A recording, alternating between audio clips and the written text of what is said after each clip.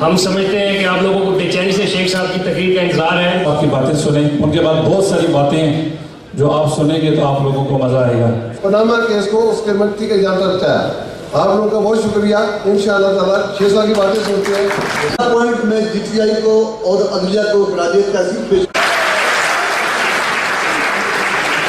और मैं से और ये जो कहते हैं ना कि मुझे क्यों निकाला, भाई साहब आप इंटरनेशनल चोर हैं।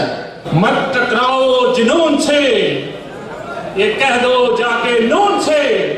4 सालों में $35 बिलियन नवाज शरीफ साहब ने कर्जा लिया है और देखते देखते मैं भी वकील ही हो गया हूं बुढ़ापे में जाके।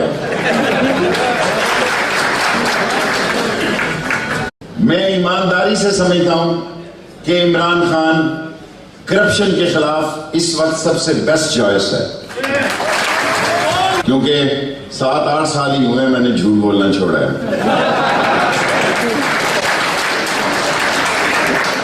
मैं आपको कह के जा रहा हूं कि अगर नून लीग के इस क़यादत ने जिम्मेदारी का सबूत न दिया और चवले मारी तो पाकिस्तान में एक नया निजाम भी मुतारफ हो सकता है, एक नया इनकलाब भी मुतारफ हो सकता है जिसमें चोरों को झाड़ू फिर जाए और उस मुल्क में करप्शन हमेशा हमेशा के लिए खत्म हो जाए।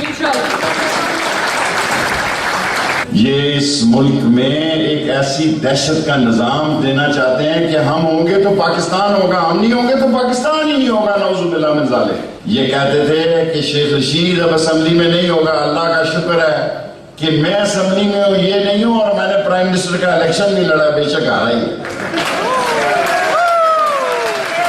निजामी साहब का बड़ा असर था, अल्लाह उनको जन्नत नसीब करे। अल्लाह उनको उनकी जन्म असल सच्चे और हकीकी पाकिस्तानी थे। उन्होंने भी नवाज शरीफ पे बहुत दबाव दिया। मैं उस कैबिनेट मीटिंग का जिक्र कर रहा हूं जिसमें यह फैसला हुआ कि धमाका किया जाए। उसमें सारी कैबिनेट एक तरफ थी और 3 आदमी एक तरफ थे।